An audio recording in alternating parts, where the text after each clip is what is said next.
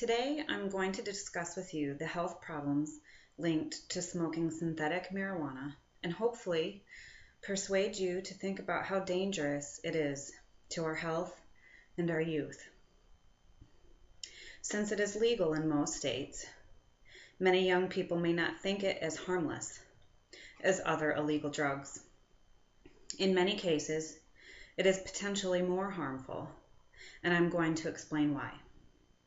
First, I'm going to explain what it is for those of you who may not have heard of it. I will explain how it affects the human body, possible side effects, and finally how it can be treated. In December of 2012, the National Institute on Drug Abuse stated that spice refers to a wide variety of herbal mixtures that produce experiences similar to marijuana or cannabis, and that are marketed as safe, legal alternatives to that drug. Sold under many names, including K2, fake weed, Yucatan fire, skunk, moon rocks, and others, and labeled not for human consumption. These products contain dried, shredded plant material and chemical additives that are responsible for their psychoactive, mind-altering effects. Why are these products labeled not for human consumption when that is the sole purpose for the product? The North American Herbal Incense Trade Association stated in 2012 that incense products are designed to be used externally only and not intended for direct inhalation.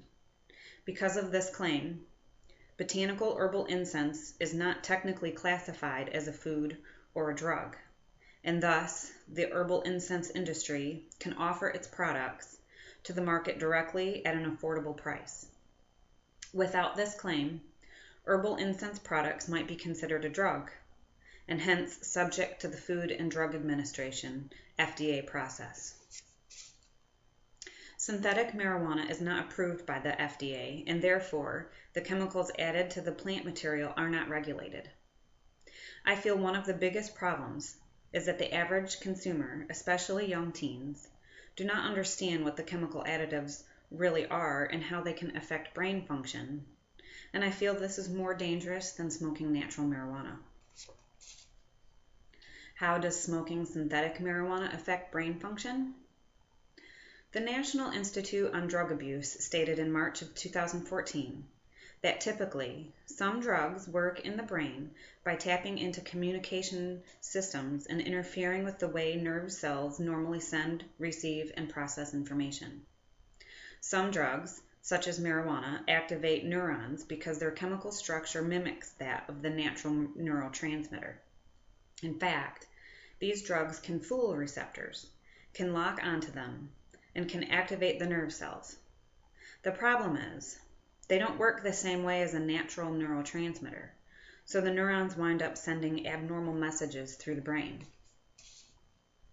In March of 2014, the National Institute for Drug Abuse for Teens states that spice has the same effects as THC, the chemical found in the marijuana plant, and that the man-made chemical can attach stronger to the neurotransmitter, which makes its effects last longer or have stronger effect, as well as the man-made chemicals being stronger.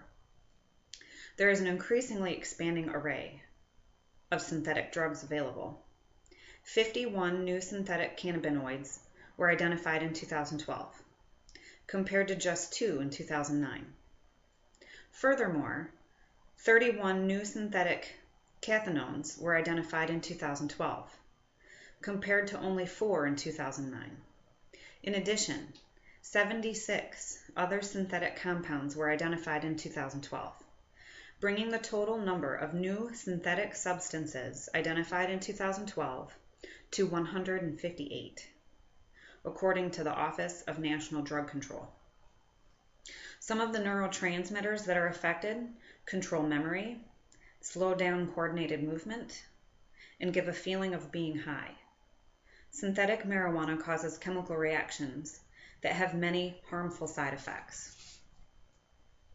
As written in the Western Journal of Emergency Medicine, reports of such adverse effects as psychosis, seizures, heart attack, irregular heartbeat, and metabolic derangements show that although these substances are cannabinoids with physiologic activity at cannabinoid receptors, their clinical effects are quite different from those caused by smoking marijuana. Other symptoms may include, but are not limited to, fast heartbeat, nausea, vomiting, confusion, fever, and hallucinations. Smoking spice has only become popular within the last 10 years or so, and research is still being done to determine exactly how toxic these man-made chemicals are. In order to treat patients that are abusing this drug, physicians need to be better equipped. According to the Western Journal of Emergency Medicine, physicians completed an internet-based survey, and among the 73 participants, 80% felt unprepared caring for a patient in the emergency department who had used synthetic marijuana.